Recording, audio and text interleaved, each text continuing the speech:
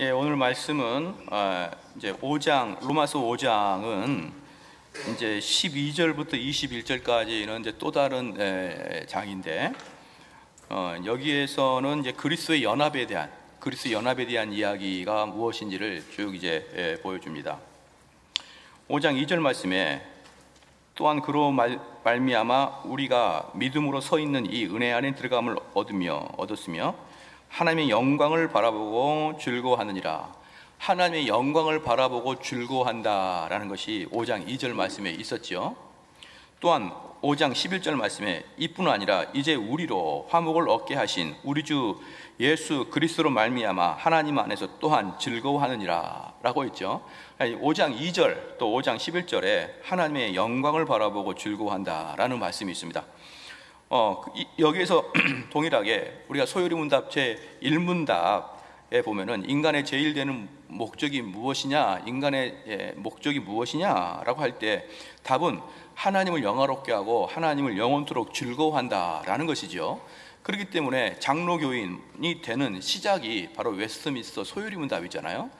장로교인이 시작되는 딱 시작점 제1문답에 인간의 목적이 무엇이냐라고 할 때 하나님을 영화롭게 하고 그분을 영원토록 즐거워하는 것이 인간의 목적이다 이 말이죠.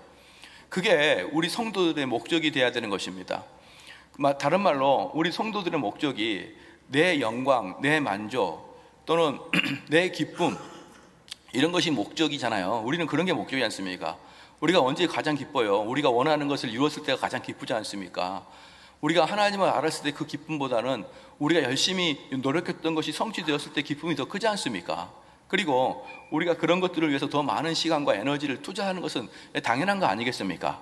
그렇기 때문에 우리는 자칫 본성적으로 우리는 쉽게 하나님을 기쁘게 하기보다는 우리를 기쁘게 하는 쪽으로 쭉 흘러가게 되어 있는 거예요. 모든 자연인은. 그런데 그리스도인은 어떤 것이냐? 그리스도인은 어떤 거냐고 할 때 그것이 바로 시작점이 하나님을 영화롭게 하고 그분을 즐거워하는 것이 그리스도인 시작인 것이에요. 그렇기 때문에 우리 성도들의 마음을 자꾸 여기에다가 맞추면 되는 것입니다. 그러면 그리스도와 하나님을 영화롭게 하고 하나님을 영원토록 즐거워하기 위해서는 무슨 과정이 필요하냐 이 말이죠. 그러면 그분을 영화롭게 하기 위해서 또 그분을 즐거워하는 것은 먼저 그분을 알아야 되는 거예요. 그분이 어떤 분인가를 알아야 정말 그분을 영화롭게 하는 것이고 그분이 얼마나 아름다운 걸 알아야 그분을 보면서 즐거워하는 것이죠. 그렇기 때문에 우리는 모르고 하나님을 좋아하거나 사랑할 수는 없는 거예요. 하나님에 대해서 잘 모르면서 예배를 드린 것은 그냥 형식적이고 습관적인 예배일 뿐인 것이지 참된 예배라고 말할 수 있는 것은 아닙니다. 그러면 우리 신앙생활이 참 재밌는 게 발생이 되는데요. 만약에 우리가 어떤 학원을 다닌다고 쳐봅시다. 제가 학원 예화를 많이 드는데요. 학원을 다니면은 그 학원의 목적이 있지 않습니까? 공무원 시험에 합격하기 위해서는 공무원 시험을 다녀야 되는 거고요. 또 무슨 자격증 시험을 받으려면 자격증 시험 학원을 다녀야 되는 것이고, 영어를 잘하고 싶으면 영어 학원을 다니잖아요. 이런 학원들이 각자 있지 않습니까? 그러면 그 학원을 다니는 사람들은 그 학원에서 가르쳐 주는 것을 이렇게 습득하는 게 목적인 거예요. 학원에서 가르쳐 주는 것을 습득하는 걸 목적이 학원을 다니는 것이라 이 말이에요. 그렇기 때문에 그 학원을 다니면서 내 마음이 어땠는 둥, 내 마음이 이 강사의 말이 참 내 마음에 와닿다는 둥, 이런 것은 사실은 부차적인 것이죠. 이런 게 그다지 중요한 게 아닙니다. 진짜 중요한 게 뭐냐면 그 학원에서 가르쳐 주는 것이 내 지식으로 와야 되고, 그렇기 때문에 그 학원에서 가르쳐 주는 것이 틀리면 안 되는 것이고요. 딱 내가 시험 볼 것에 맞는 문제를 선생님이 가르쳐 주는 그 학원을 다녀야 되는 것이고, 그리고 그 학원의 재학생들은 내 마음과 또는 학원 학생들과의 교우 관계에 대해서는 별로 그다지 관심이 없고 그냥 선생님이 잘 가르쳐 주면 되는 거예요. 마찬가지입니다. 이 지금 교회의 가장 큰 문제는 뭐냐면요, 자꾸 교회에서의 그 여러분들이 취득해서 나가려고 하는 게 뭐냐 그러면 주로 내 마음에 무엇을 느끼고 내 마음에 어떤 감동을 받느냐로 자꾸 치우치는 거예요. 그런데 진짜로 제가 단호하게 말씀드리고 좀 잔인하게 말씀드릴게요. 교회는 정말 왜 있냐 그러면요, 내가 심판대 앞에서 하나님께서 우리 예수 그리스도께서 심판장으로 계시지 않습니까? 심판자로 계신 예수님께서 물어보실 내용을 여기서 공부를 하는 겁니다. 심판대 앞에서 우리 주님이 우리에게 물어볼 내용을 여기서 공부를 하고 주는 거예요. 그리고 죽은 다음에 심판대 앞에서 여기 삼성제육에서 배운 것들을 그대로 이제 주님 앞에서 다 토설을 해야 되는 것입니다. 그렇기 때문에 좀 더 잔인하게 말씀을 드려서요, 이 교회에서 여러분들의 마음 상태가 어떻는지 그건 중요한 게 아니에요. 내가 참 감동을 받았느니, 내가 교인들과의 관계가 서로 좀 관계가 안 좋다는 둥, 난 저 사람 보기 싫다는 둥, 그게 무슨 문제가 있습니까? 이 교회에 그런 것을 여러분 취하려고 온 건 아니지 않습니까? 우리 성도들 간의 교우 관계가 좋아진 것은 물론 좋은 이야기지만 그건 매우 부차적인 이야기죠. 여러분, 어떤 학원이 좋습니까? 선생님만 잘 가르치면 되는 거예요. 학생들이 서로 간에 사이가 안 좋아도요, 선생님이 잘 가르치면 되는 것입니다. 그게 좋은 학원이죠. 그 다음에 학원 갈 때 스트레스 받지 않기 위해서 여러 학생들과 친하면 좋겠죠. 그러나 친해도 되고 안 친해도 되는 게 여러분 학원 아니겠습니까? 동일한 거예요. 이 교회라는 것도 하나님 말씀을 배우고 특별히 내 마음을 보는 게 아니라 하나님을 바라봐야 되는 거예요. 하나님이 누구냐? 예수 그리스도가 누구냐? 그래서 그분을 계속 공부하는 것이고 그분에 대해서 우리가 연구하고 그렇게 하는 것이 여러분 교회인 것입니다. 믿으십니까? 이게 우리 성도들에게 마음이 바뀌지 않으면요, 끝없이 교회에서 은혜 받았네. 그 은혜 받았다는 게 뭡니까? 찬양하다가 감동받았다는 거예요. 기도하다가 감동받았다는 거죠. 목사님이 설교에 어떤 것을 찡했다는 거죠. 그런 게 여러분 중요한 게 아니라니까요. 중요한 것은 배웠느냐가 중요한 것입니다. 머리에 담아 넣느냐가 중요한 것이지요.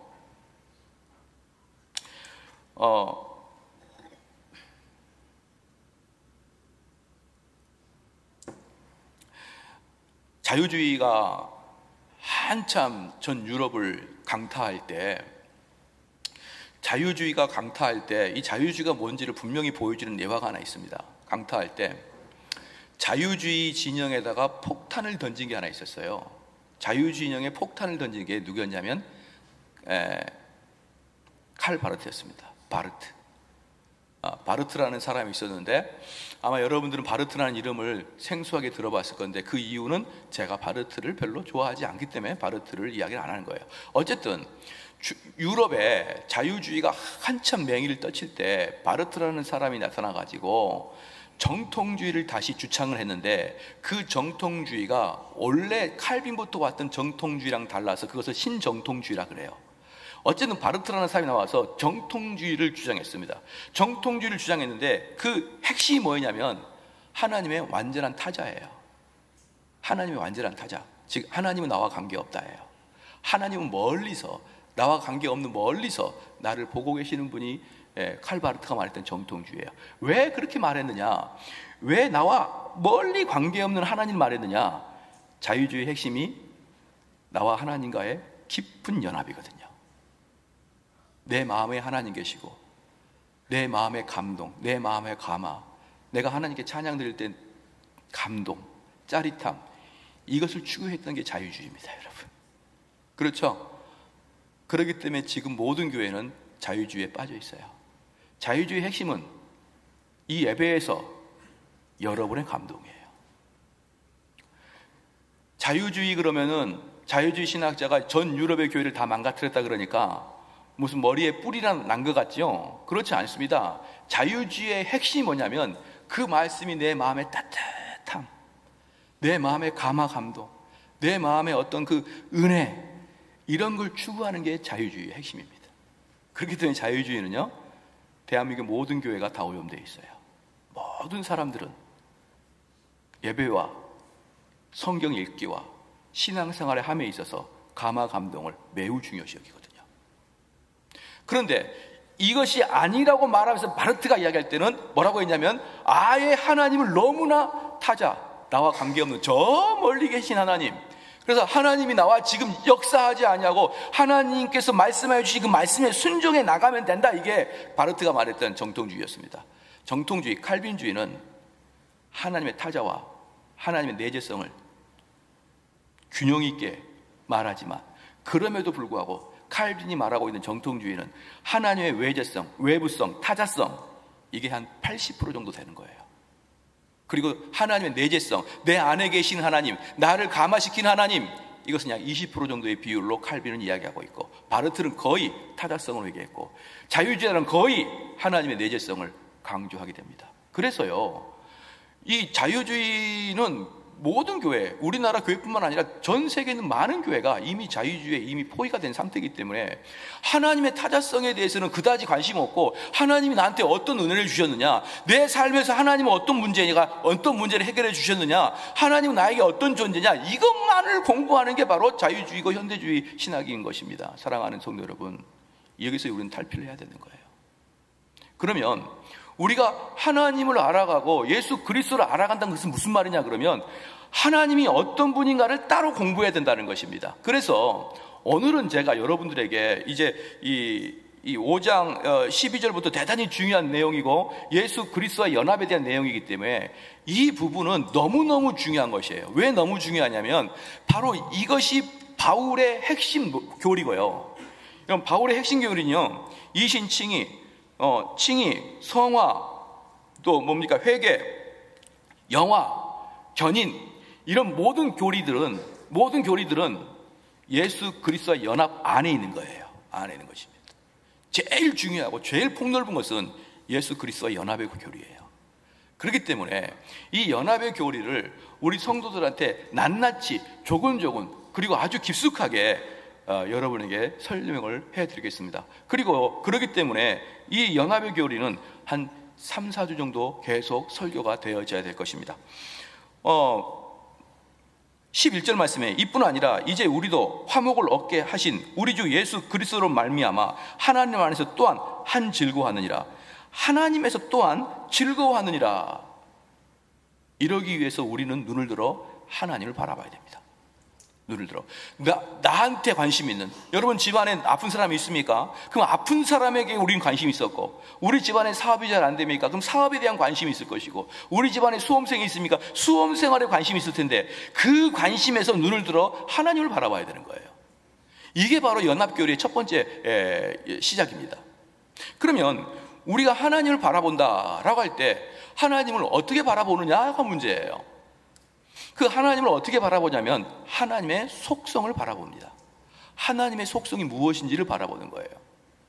그럼 하나님의 속성은 무엇이냐? 대체적으로 5개만 우리가 가지고 있으면 되는 겁니다. 5개 뭐냐면 하나님의 지혜입니다. 하나님의 지혜. 로마서 8장을 한번 봐볼게요. 11장 가보겠습니다. 11장.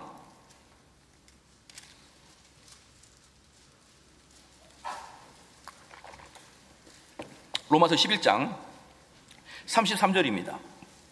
로마서 11장 33절에 깊도다 하나님의 지혜와 지식에 부유하며 그의 판단은 측량치 못할 것이며 그의 길은 찾지 못할 것이로다. 깊도다 하나님의 지혜와 지식에 부유하며. 우리가 하나님의 속성 중에 첫 번째로 감탄해야 될 것은 깊도다 하나님의 지혜와 지식인 것입니다. 그렇기 때문에요, 자, 여기 보면 이게 간단합니다. 뭐냐 그러면, 내가 지금까지 세상에서 배운 여러 가지 인생의 가치관들 있죠. 이 가치관과 성경에서 배운 가치관이 비교가 안 될 정도로 이게 너무나 좋아야 돼요. 이 세상에서 배운 가치관이 너무나 수준이 낮은 것처럼 느껴지게. 야, 뭐 이렇게 글을 썼냐? 뭐야? 말하고자 하는 것은 열심히 살자, 말하고자 하는 것은 너의 마음을 좀 비우고 남을 좀 사랑해라, 그 말을 하려고 얼마나 말을 꼬아버리는지 몰라요. 진리는 원래 단순한 겁니다. 진리는 원래 들으면 이해가 되는 게 진리예요. 그런데 진리가 아니기 때문에 막 말을 꼬이는데, 그 말에 꼬인 걸 다 풀어서 보면 결국 뭐냐면 좀 양보 좀 하고 살자, 이 세상에서 네가 다 주인이 아니니까 나는 사람도 배려하고 살자, 이런 이야기를 하려고 얼마나 많이 꼬였지만, 그런 수많은 공부를 한 다음에 성경에서 말하고 있는 인생관이 뭐냐는 걸 딱 공부를 했는데, 아이고야, 내가 지금까지 엄청나게 투자하고 노력했던 그 모든 것들이 배설물처럼 여길 만큼 쓸모가 없네. 야, 이 하나님의 지혜와 지식을 공부하니까 도무지 다른 건 공부하고 싶지가 않네. 그 정도의 감동을 받을 수 있을 만큼의 지혜와 지식을 말하는 거예요. 그렇기 때문에 하나님은 참 지혜롭다 이런 말로 되는 게 아니라, 그런 지혜를 얻으려 그러면 얼마나 우리의 총명한 머리와 얼마나 우리의 많은 시간들을 성경을 연구하면서 보내야 그 지혜와 지식이 보이겠습니까? 사랑하는 성도 여러분, 이런 말이 있습니다. 이 성경은 어린 아이가 봐도 이해할 수 있고, 이 성경은 학박사가 봐도 이해할 수 없다는 게 성경이에요. 무슨 말이냐 그러면, 성경은 어린 아이와 같이 읽어도 이해가 될 만큼 수준이 낮은 부분이 너무 많아요. 그런데 이미 우리의 머리와 이미 몸은 성인이 됐는데 여전히 어린 아이와 같이 초등부 때, 중학교 때, 고등학교 때 배운 정도의 수준을 가지고 성경을 읽어내면은, 그게 어떻게 우리 인생에 내가 지금까지 공부하는 것을 압도할 만한 지식이 여기서 나올 수가 있겠습니까? 내가 지금까지 공부한 모든 내용을 압도하고 내가 연구했던 모든 것을 능가할 수 있는 그 말씀을 뽑아내려고 그러면요, 여러분, 불철주야 성경 가지고 공부해야 됩니다. 그럼 어떤 일이 발생하느냐? 야, 주님, 여기가 좋사오니 나 매번마다 성경만 연구하게 살게 하소서. 나 매번마다 성경만 연구하게 하소서. 목사님, 저 신학교 갈래요. 그렇게 하는 거예요. 그럼 저는, 너는 가면 안 돼. 왜? 말이 재미가 없어. 너가 설교하면 다 좋을 것 같아. 그렇게 이야기하는 거예요. 여러분, 제가 신학교를 가지 않아야 될 첫 번째 조건 중에 하나가 뭐냐면, 너무 잘생기면 안 돼요. 너무 잘생기면은 복음이 왜곡될 수가 있습니다. 저는 그래서 적당하게 생긴 사람의 신학교를 가야 될 첫 번째 조건으로 봐요. 너무 잘생기거나 너무 예쁘면요, 복음 전하는데 무지 방해가 많이 됩니다. 그렇기 때문에 많은 사람들이 성경 공부를 하다가, 설교를 듣다가, 공부를 하다가, 야, 정말 내가 신학하고 싶습니다 라고 말할 정도로 여러분이 헌신하지 않으면 여기 성경에서 지혜 못 발견합니다. 정말입니다. 그렇게 발견하면은 베드로가 고백했듯이, 나는 세상 나가고 싶지도 않고, 나는 무슨 생계를 걱정하고 싶지도 않고, 그냥 아침부터 저녁까지 성경만 보고 성경만 연구하다가 그냥 그대로 살고 싶다는 욕구가 강력하게 일어나는 것이 그분의 지혜에 반한 사람들의 주 특징이에요. 두 번째는 뭐냐면, 하나님의 은혜에 대해서 감동하는 것입니다. 첫 번째 하나님의 지혜죠. 두 번째는 하나님의 은혜입니다. 은혜가 뭡니까?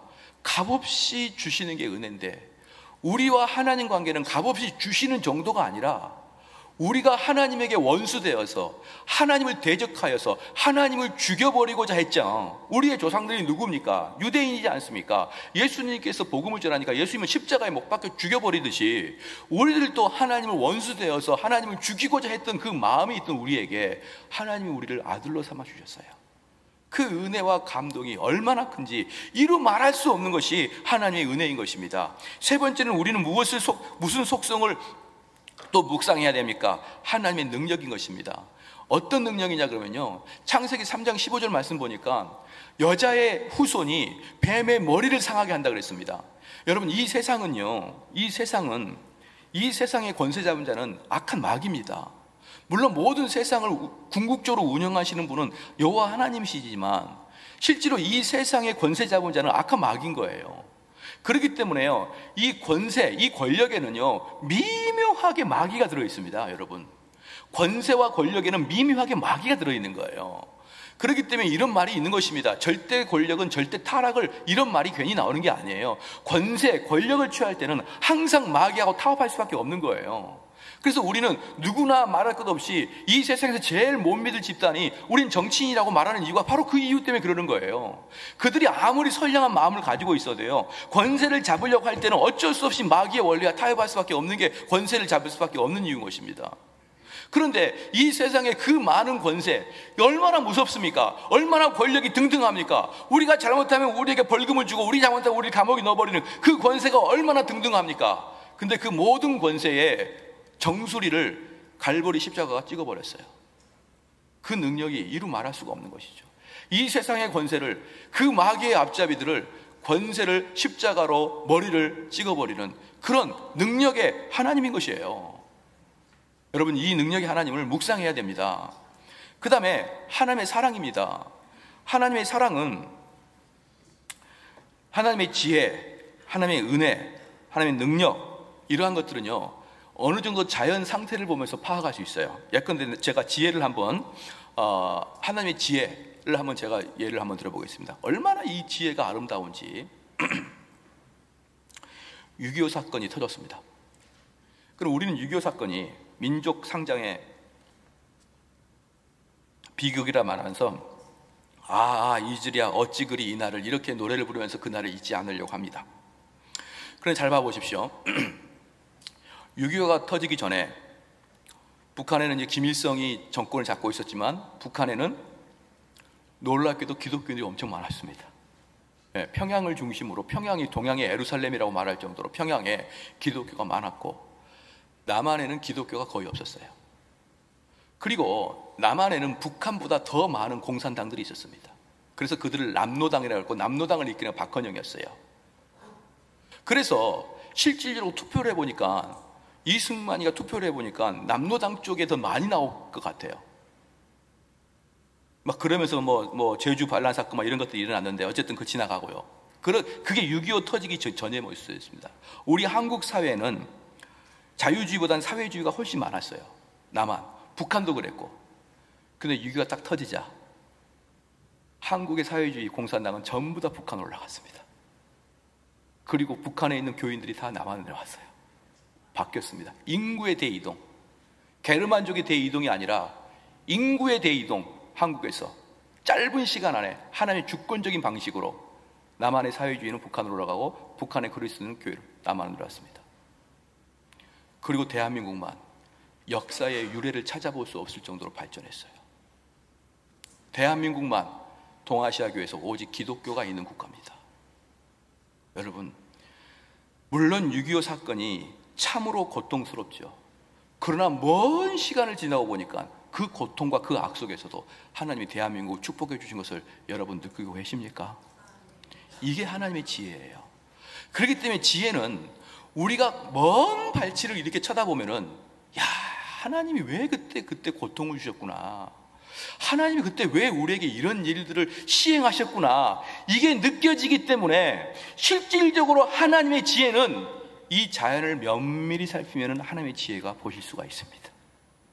또한 하나님의 은혜와 하나님의 능력도 볼 수가 있는 거예요. 방금도 말씀드렸지만 이 아시아, 전체 아시아에서 제일 극동에 있는 일본부터 시작해가지고 저기 이스라엘까지 전체 아시아에서요, 크리스마스가 빨간 날인 것은 필리핀하고 우리나라밖에 없어요. 여러분 대단하지 않습니까? 그럼 필리핀은 당연히 카톨릭 국가니까 그렇다 치더라도 개신교 국가로서는 이 넓은 땅덩어리에 빨간 날 크리스마스가 대한민국밖에 없다니, 이게 얼마나 큰 은혜고 얼마나 큰 감격입니까 여러분. 이런 은혜를 보면서 하나님이 대한민국을 더없이 사랑하시는구나, 이 은혜를 저는 자주 봅니다.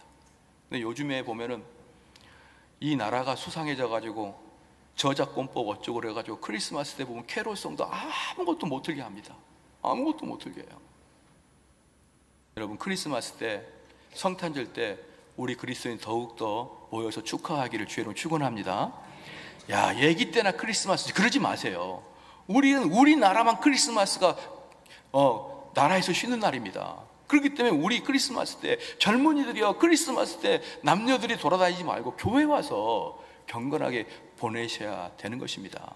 얼마나 큰 은혜입니까? 그런데 이런 하나님의 지혜와 하나님의 은혜와 하나님의 능력은 자연 세계를 가만히 보면 알겠는데, 하나님의 사랑은 오직 성경을 볼 때만 하나님의 사랑이 나타납니다. 로마서 5장 8절 보십시다. 로마서 8장이에요. 5장 8절입니다. 같이 한번 크게 읽겠습니다. 시작.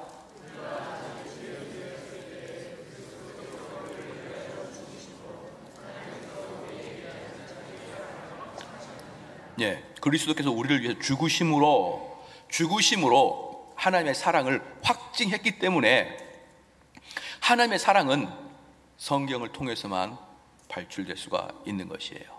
그러면은 조금 더 보겠습니다. 그럼 우리가 이런 속성들을 계속 묵상해야 됩니다. 계속 묵상하는데, 목사님 너무 적지 않습니까? 여러 가지가 더 있는데 일단 이렇게만 아마 여러분이 가져보십시오. 제가 이렇게 예화를 한번 들어보게요. 제가 이제 건강을 위해서 검도를 합니다. 검도를 했었죠.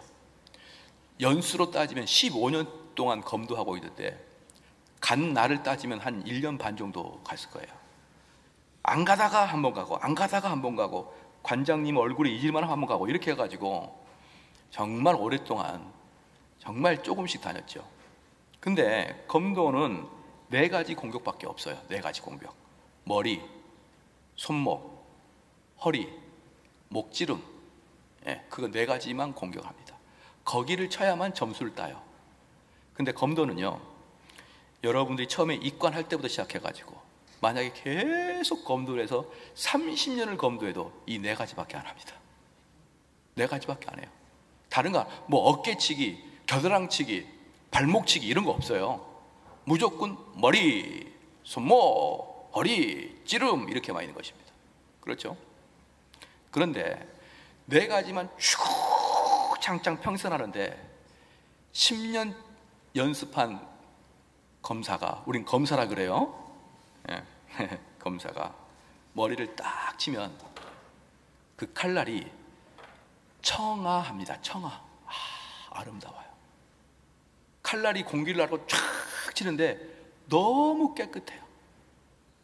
근데 1년치는 머리 치면요 무슨 도끼 치듯이 찍어 눌러요. 검도는 4가지만 하는데 4가지만 처음부터 끝까지 합니다. 그런데 할수록 깊어져요. 그리고 나중에 20년 차, 30년 차 되면요 그냥 수르륵 내려도 이분은 30년 했다 느껴져요. 이게 바로 신앙입니다. 신앙은 좁고 깊게 해야 돼요. 검도가 좁고 깊게 하듯이 막 수많은 기술 쓰는 게 아니라 딱 4가지 쓰는데 그걸 평생하면 깊어져요. 마찬가지로 우리 성도들도 여러 가지 하지 말고 하나님의 지혜, 하나님의 은혜, 하나님의 능력, 하나님의 사랑 이런 걸 끊임없이 묵상하고 공부하고, 묵상이 공부예요. 묵상하고 공부하다가 나중에 한 30년 되는 거예요. 이 말씀을 묵상하고 나중에 30년 되면 어떻게 돼야 되냐면요, 하나님은 이런 분이십니다 이야기만 딱 해도 앞에 있는 사람이 꼼짝 못하는 거예요. 와, 이분 고수다, 고수. 30년 다닌 사람이 한마디만 딱 내뱉어도 우와, 이분은 거의 예수님 수준이다 라고 할 정도로 여러분의 신앙을 깊이 해야 됩니다. 근데 어떻게 된 것인지 5년 단위나 40년 단위나 그 말이에요. 이건 엄청난 문제가 있다는 뜻입니다. 여러분, 정말 검도를 잘한 사람은요 죽도를 뽑기도 전에 눈빛으로 제압을 해버려요. 눈빛으로. 이분한테 덤비면 안 되겠다. 그것처럼 우리의 신앙이 좁고 깊이 하는 사람들은 눈빛 자체로 이 사람은 고수다 라는 것이 되어지길 주님 축원합니다. 40년을 교회 다니는데 야, 너 교회 다녔어? 이런 소리나 듣고 있으면 어쩌야 하시겠습니까? 너는 교회 다니다 말 안 해도 풍기는 게 성도야. 너는 눈빛 자체가 달라. 너는 말 한마디 한마디가 일반 범인들하고는 전혀 달라.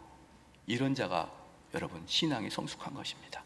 그렇기 때문에 여러 개 할 필요가 없는 거예요. 이런 하나님의 속성을 깊이 묵상하고 깊이 연구하게 되면요 정말 그 하나님이 너무나 아름다워서 그 하나님을 만나려고 성경을 필 때마다 얼마나 즐거운지 바로 5장 11절 말씀에 우리 주 예수 그리스도로 말미암아 하나님 안에서 또한 즐거워하느니라 라는 것이 그냥 터지는 거예요.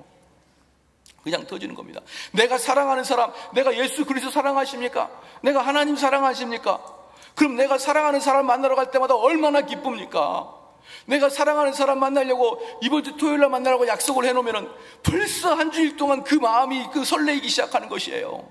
내가 무슨 옷을 입고 갈 것인가, 무슨 음식을 먹을 것인가 다 조사해서 가지 않습니까? 그 날이 얼마나 사모가 됩니까? 그래서 그 시간이 얼마나 빨리 갑니까? 그 둘이 앉아있으면 얼마나 많은 시간이 빨리 갑니까? 얼마나 그 시간이 아깝습니까? 얼마나 그 시간을 귀중하게 잡고 있습니까? 그러면서 뭐라고 합니까? 여기가 좋사오니 난 너랑 더 오래 있고 싶다. 난 너랑 더 오랜 시간을 같이 교제하고 싶다. 아니, 너랑 결혼하고 싶다. 여러분, 이게 사랑하는 사람의 마음을 보는 마음이잖아요. 근데 어떻게 주님을 사랑하는 자가 1년 내내 성경을 제대로 읽지도 않을 수가 있습니까? 어떻게 하나님을 사랑하는 자가 하나님의 성경을 보면서 감화 감동에 빠지지 않을 수가 있습니까? 이것은 아주 무서운 얘기예요. 무서운 이야기. 정말 내가 하나님 사랑하나, 여러분 돌이켜 봐야 될 것입니다. 그러면 이 이제 하나님인데, 이제 여기서 이제 문제가 뭐냐 그러면, 가끔가다 보면은 엉뚱한 분들이 계십니다. 이 세상에 높은 지위를 갖고 높은 그 학식을 가진 사람들이, 높은 과학자들이 하나님에 대해서 이야기를 할 때 많은 사람들이 그들의 이야기를 은연중에 일리가 있을 수도 있다고 생각하는 거예요. 예컨대 리차드 도킨스 같은 경우, 또 옛날에 스티븐 호킹 같은 경우, 이런 사람들은 대단히 학식이 높은데 그들이 말하고 있는 그 하나님에 대해서 사람들은 일리가 있다라고 느끼는데 그렇지 않습니다. 기독교의 하나님은요, 이 땅 자연에서 자연을 연구하고 자연을 바라보고 이 세상의 피조물을 연구하는 사람이 하나님을 알 수 있는 게 아닙니다. 성경에 나오는 하나님은 오직 성경에 계시된 하나님만을 알 수 있어요. 할렐루야. 우리가 자연을 보면서 야, 이 천하 만국을 만드신 그 하나님을 묵상하는 게 아니고 성경에서 계시된 하나님만을 우리는 그 하나님을 믿는 거예요. 그렇기 때문에 제대로 하나님을 표현할 수 있는 것은 이 세상에서의 학문을 열심히 하는 사람이 아니라 오직 성경학자만이 하나님을 제대로 표현할 수 있습니다. 그 첫 번째가 뭐냐면 삼위일체예요. 그 첫 번째가 삼위일체입니다. 그래서 요한복음 17장 3절 말씀에 영생은 곧 유일하신 참 하나님과, 여기서 유일하신 참 하나님이 뭐냐면 삼위일체 하나님을 말하는 것입니다. 그러니까 우리가 영생을 얻으려면 유일하신 참 하나님과 그의 보내신 자 예수 그리스도를 아는 것이다, 이렇게 말했으니까 우리가 구원을 받으려면 하나님과 예수님을 잘 아는 게 구원인 것이에요. 믿으십니까? 얼마나 간단합니까? 그러니까 우리는 여기서 뭘 공부하면 되는 것이에요. 삼위일체 하나님과 예수 그리스도를 열심히 알아가지고 마지막 심판대 앞에서 우리 주님이 물어보시면, 야, 삼위일체에 대해서 한번 얘기해봐라, 줄줄줄줄 이야기하고 그 삼위일체가 내 인격이 이렇게 역사했습니다 라고 고백해가지고 통과하시기를 주의 이름으로 축원합니다. 야, 내가 누구냐? 글쎄요, 삼위일체가 무엇이냐? 어려워서 공부는 안 했습니다. 이렇게 해서 마지막 가지 말고 여러분들이 마지막 갈 때까지 영생은 곧 유일하신 참 하나님과 그의 보내신 자 예수 그리스도를 아는 것이, 요한 사도가 말했기 때문에 이 말씀을 굳게 믿고 하나님과 예수 그리스도를 알아가는데 나머지의 인생을 총력을 다해야 됩니다. 그러면 이 삼위일체 중에 잠깐 보겠습니다. 성부 하나님은 어떤 분이냐 그러면요, 이 본질과 직책이 따로 있어요. 본질과 직책이 따로 있는데, 본질은 성부 하나님은 하나님입니다. 직책은 하나님이에요. 성부 하나님은.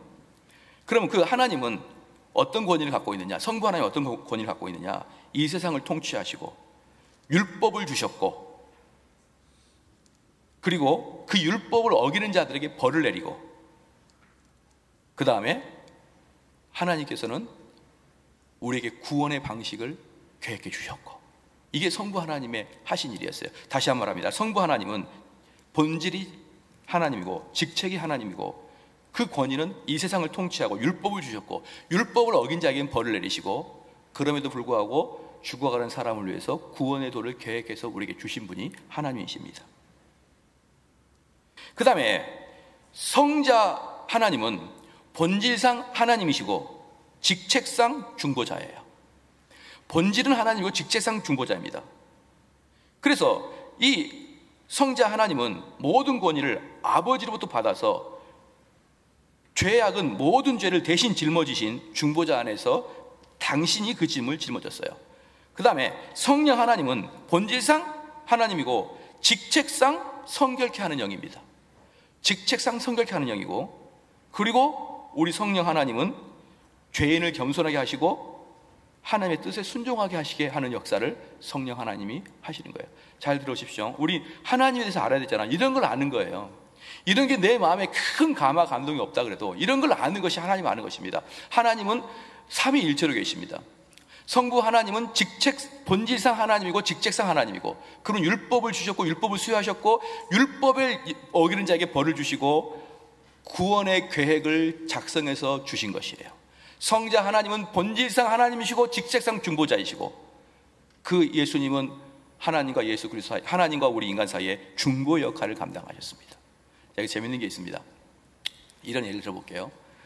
여기 자녀들이 있을 것입니다.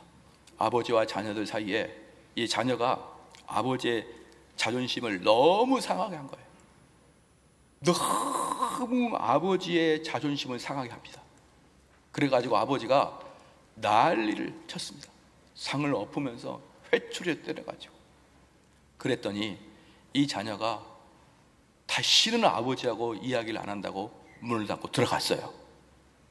그런데 분명히 아들이 잘못했거든요. 근데 언제나 저제나 이 녀석이 나올까 봤더니 한 달 지나도 안 나와, 2달 지나도 안 나와, 1년이 지나도 아버지가 오면 방에 들어가 버리고 아버지랑 같이 식사를 하고 들어가 버리네요. 그러면 부모된 마음은 정말 안타까운 거예요. 정말 안타까운 거다. 그런데 부모가 부끄럽지요.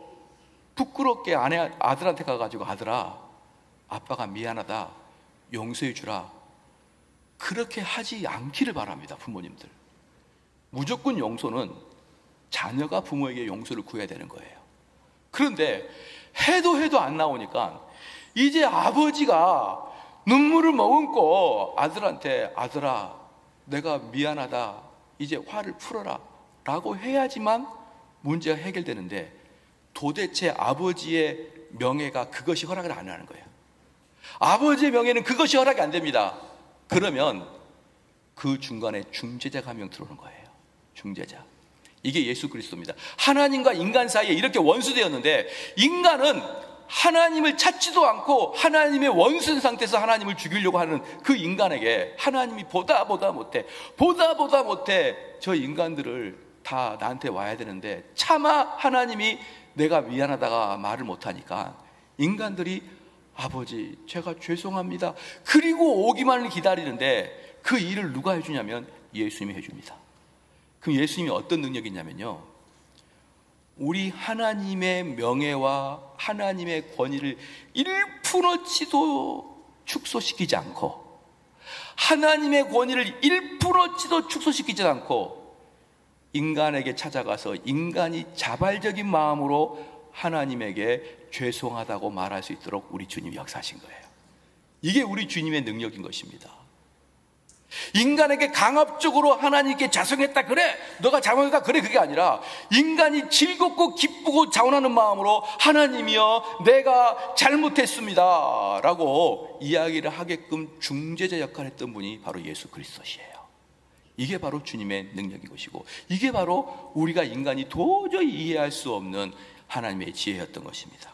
세 번째, 성령께서는 그 일이 이루어지기 전에, 우리 주님이 찾아가기 전에, 우리 주님 말씀이 선포될 때 어떤 역사를 하냐면, 각 사람들의 그 딱딱한 마음을 살처럼 부들부들하게 만들어가지고, 그렇죠, 그 전에는 아버지에게 빳빳하게 목을 세우면서 하나님이 있기는 합니까? 하나님이 있으면 한번 나와보라, 그래, 이렇게 했다가 하나님 말씀을 듣고 보니까 내 마음이 눈처럼 싹 녹으면서 주여 제가 잘못했으니 저를 용서하여 주소서라고 말이 나오도록 역사하는 게 성령의 역사예요. 성령은 우리의 죄를 깨닫게 하고, 성령은 우리의 영혼이 얼마나 위태로운 상태에 있고, 성령은 내가 하나님 아버지에게 달려가고자 하는 마음으로 생기게 하는 게 성령의 사역입니다. 그러므로 사랑하는 성도 여러분, 우리는 이렇게 보면 되는 거예요.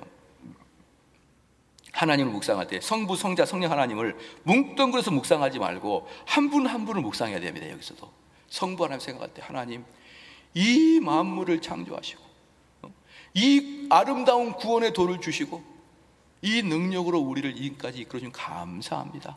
감사합니다. 성자 하나님께서는 뭐라고 표현합니다? 하나님, 성자 예수여, 우리가 받아 마땅할 그 피 흘림, 우리가 채찍마다 마땅할 그 채찍, 그걸 중간에서 다 맞아주시고 내 대신에 이 모든 걸 성취하신 그 예수님이요, 감사합니다. 감사합니다. 그런데 하나님, 이런 말씀을 들어도 내 마음에 감동이 없습니다. 그럴 때는 성령님 내 마음에 찾아오셔서 나를 감화시켜 주시고 나를 감동시켜 주시옵소서. 여러분이 하나님 묵상할 때도요, 따로따로 묵상해야 됩니다. 따로따로. 이런 훈련이 여러분이 하나님을 바라보는 훈련인 것입니다. 그런데 이 세 분이, 성부 하나님도 성자 하나님도 성령 하나님도 같은 본성이에요.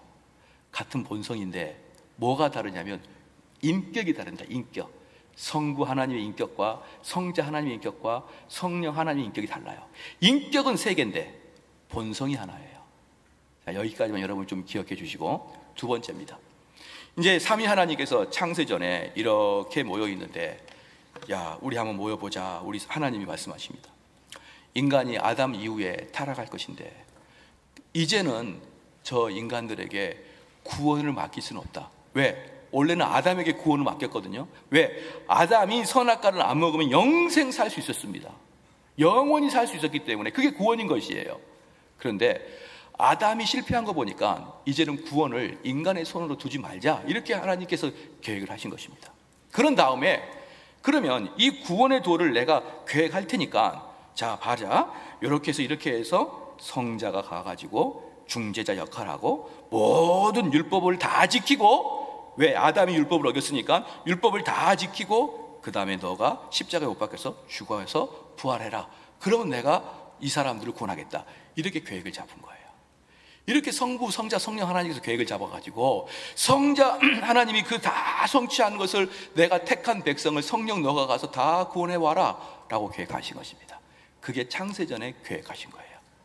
그런데 그럼 우리 예수님이 때가 되어서 육신의 몸을 입고 오신 것입니다. 근데 육신의 옷을 입고 오실 때 그냥 예수님이 오신 게 아니라 우리 예수님은 신성과 인성이 연합되어서 왔습니다. 마태복음 16장 가겠습니다. 오늘 본문을 그대로 보여주시고 마태복음 16장 가겠습니다.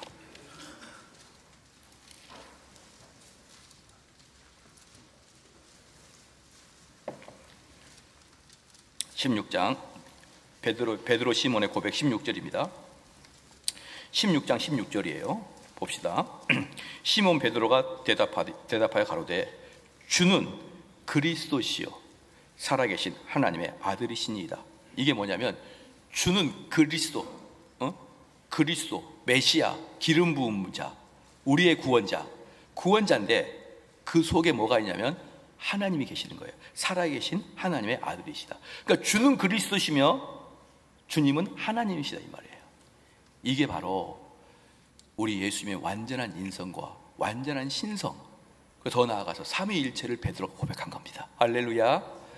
이게 예수 그리스도의 인성, 예수 그리스도의 신성을 베드로가 깨달아서 베드로가 이야기하는 거예요. 그랬더니 너무나 예수님 깜짝 놀라서 17절에 예수께서 대답하여 가라사대 바요나 시몬아 네가 복이 있도다. 이를 내게 알게 하니는 혈육이 아니요 하늘에 계신 아버지시니라.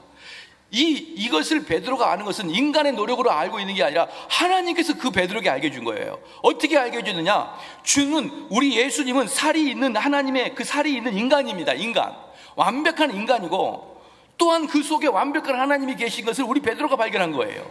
그러니까 예수님께서 깜짝 놀라가지고 그것은 너의 육체와 혈과 육이 너를 알게 하는 게 아니라 하나님이 너를 알게 했다, 이렇게 말씀하시면서 18절 말씀에 또 내가 네게 이르노니 너는 베드로라. 내가 이 반석 위에 내 교회를 세우니 음부의 권세가 이기지 못하리라. 사랑하는 성도 여러분, 이때 지금 이 마태복음 16장 18절 말씀에 이때 교회가 만들어진 거예요. 이때 교회가 만들어졌는데 이 교회의 반석이 뭐냐 그러면 베드로의 고백인 것입니다. 근데 베드로의 무슨 고백이냐면 베드로의 삼위일체 교리 플러스 뭐였냐면 예수 그리스도의 인성과 신성 교리였어요. 여러분, 이게 교회입니다. 교회는 뭐냐 그러면요, 어떤 게 교회냐 그러면 예수님의 인성과 신성을 이해할 수 있고 예수 그리스도의 삼위일체 교리를 이해할 수 있는 게 교회예요. 바로 그 반석 위에, 그 반석에 교회를 세우면 어떠한 음부의 권세도 이기지 못한다고 여러분 말씀하고 계시는 것입니다. 그러니까 많은 사람이 이러는 거예요. 목사님, A라는 교회가 있는데 그 교회가 지금 문제가 많아요. 그런데 그 교회도 주님의 몸된 교회가 아닙니까? 라고 물어요. 그런데 주님의 몸된 교회가 아닌 것이 많습니다. 왜? 거기는 예수 그리스도의 인성과 신성을 가르치지 아니하시니까? 그 교회는 삼위일체라고 말만 할 뿐이지 삼위일체 교리를 본격적으로 가르치지 아니하니까 그런 교회는 내 이름으로 세워진 교회가 아니에요. 내 이름으로 세워진 교회는 삼위일체 교리를 바탕으로 예수 그리스도의 인성과 신성을 바탕으로 만들어진 교회여야만 내 이름의 교회인 것을 여러분 아셔야 되는 것이에요. 많은 사람들이 목사님 저 교회도 주님의 이름으로, 저 교회도 주님의 이름으로, 그럼 모든 교회가 다 주님의 이름으로 세워진 교회가 아닙니까? 라고 말할 때 그럼 왜 우리는 신천지를 주님의 교회라고 말하지 않습니까? 왜 우리는 하나님의 교회를 주님의 교회라고 말하지 않습니까? 왜 우리는 로마 카톨릭을 주님의 교회라고 말하지 않습니까? 하나님의 인성과 신성의 문제를 여러분 본격적으로 해야 됩니다. 그래서 태초에 하나님은 하나의 본성 속에 세 개의 위격이 있는 것입니다. 하나의 본성 속에 세 개의 인격이 있는 거예요. 요한일서 4장 2절 말씀에 예수 그리스도께서 육체로 오신 것을 시인하는 영마다 하나님께 속한 것이다. 야, 예수 그리스도, 그러니까 이미 예수님은 신인 걸 알았어요. 그런데 예수 그리스도가 완전한 인간인 것을 고백하는 자마다 하나님께 속한 자다. 그래서 요한일서 4장 3절 말씀에 예수를 시인하지 아니하는 영마다 하나님께 속한 것이 아니다. 이 말씀의 내용이 뭐냐면 예수 그리스도의 인성과 신성을 명확하게 알고 그 명확하게 알고 있던 신앙 위에 고백하지 아니한 자들은 하나님께 속하여지 않다는 것입니다. 여기서 말씀에 서서히 결론을 말씀드립니다. 예수님은 초창기 계실 때 삼위일체 교리로 계셨어요. 연합해 있었습니다. 연합해 있었고 이 예수님이 우리 인간을 구원하려고 이 땅에 내려오셨어요. 그리고 그리스도의 몸 안에서 신성과 인성이 연합되어 있어요. 즉 우리 기독교는 처음부터 끝까지 연합교리예요.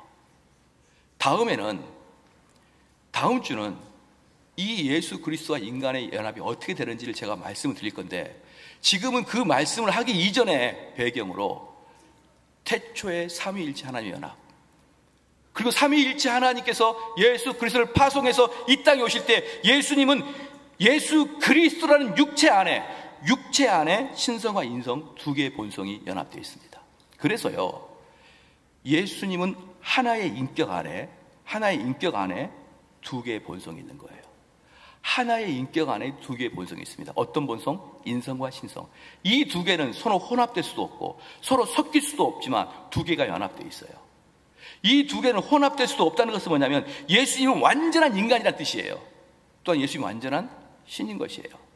근데 이 두 개가 혼합되지 않습니다. 인간이 됐다가 신이 됐다가, 인간이 됐다가 신이 됐다가 아니라 완전히 인간으로 오신 것입니다. 이것을 거절하는 사람들은 요한일서 4장 2절에 거짓된 그리스도인이라고 그랬어요. 그러면 완벽한 인간으로 오신 이유는 뭐냐 그러면 눈사람은 잘 생각하십시오. 눈사람은 제가 간단하게 표현합니다. 눈사람을 간단하게 표현하면 위에는 신성, 아래는 인성이라고 칩시다. 이렇게 표현하면 안 되는데 이해하기 쉽게.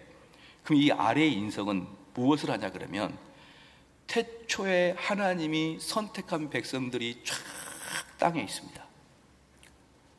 그런데 이 인성이 쭉 내려와요. 쭉 내려오면 이 인성의 매력에 빠진 자들이 쭉 모입니다. 쭉 모여요. 이게 뭐랑 똑같냐면 모래 위에 자석이 쭉 내려가면 철분이 쭉 붙듯이 예수 그리스도의 신성과 인성이 연합돼가지고 인성이 이 땅에 쭉 내려오면 이 세상에 택함 받은 백성들이 예수 그리스도에게 쭉 모여가지고 이것을 신성으로 그대로 올립니다. 신성으로 그대로 올리면 어떻게 되느냐? 이 신성은 삼위일체 교리와 연결되어 있어요. 그래서 여러분은 예수 그리스도를 믿는 순간, 예수 그리스도의 육체와 연합된 순간 우리는 삼위일체와 연합되게 됩니다. 이게 얼마나 놀라운 지혜입니까? 예수님께서 이 땅에 오신 이유는, 육체를 가지고 오신 이유는 육체이신 우리를 데리고 가시려고. 성부 하나님은 영이시기 때문에 우리를 데려가실 수 없습니다. 성령 하나님도 영이시기 때문에 우리를 구원할 수 없습니다. 오직 우리의 육체를 가지고 있는 예수 그리스도가 이 땅에 오셔서 동일한 육체를 가지고 있는 사람들을 모으고 그 동일한 육체 가지고 있는 사람을 모아가지고 바로 우리 주님 앞에, 우리 하나님 앞에 그 상달되면은 우리는 삼위일체 하나님과 그때부터 연합된 상태인 것입니다. 사랑하는 성도 여러분, 우리가 주 예수 그리스도를 믿습니까? 믿으면 우리는 삼위일체 하나님과 연합된 상태예요. 그래서 뭐라고 했냐면 베드로전서 3장 18절 말씀에 이렇게 말했습니다. 한 번 죄를 위하여 죽으사 의인으로서 불의한 자를 대신하였으니 이는 우리를 하나님 앞으로 인도하려 하심이라. 우리 예수님 육체를 입고 오셔서 의인으로서 죽은 이유는 뭐냐면 우리를 하나님 앞으로 인도하기 위함이다. 갈라디아서 4장 4절 말씀에 때가 참에 하나님이 그 아들을 보내사, 보십시오, 때가 참에 창세 전에 삼위일체 하나님께서 회의했고 계획했던 그 때가 참에 우리 예수님께서 아들을 보내사 여자에게 나게 하시고 율법 아래 나게 하셨으니. 여러분, 이런 하나님의 놀라운 은혜입니다. 놀라운 은혜요. 그런데 하늘에 계신 성자 하나님이 이 땅에 말구 위에 다 내려오실 때 이 모든 신앙을 가지고 내려오셨어요. 이 우리 주님이 왜 이 땅에 그렇게 내려오신 것은 아무도 몰랐고 겨우 동방박사 3명 정도가 이상하다 정도 생각했죠. 아무도 우리 주님이 그렇게 내려오신 이유를 몰랐습니다. 그런데 누구는 알았느냐? 마귀는 알았어요. 마귀는. 이 하나님의 엄청난 계획을 마귀는 놓쳤습니다. 그래서 헤롯을 통해서 다 죽이려고 했던 거예요. 헤롯을 통해서 2살 미만의 아이를 다 죽이려고 했던 것은, 하나님이 육체를 입고 오신 것은 마귀에게는 치명적인 해악이었기 때문에, 마귀에게는 이건 말할 수도 없는 하나님의 이위신 예수 그리스도가 육체를 입고 오신 것은 사단의 권세가 있는 곳에는 치명적이기 때문에 마귀가 그렇게 발악하는 것입니다. 기도하시겠습니다.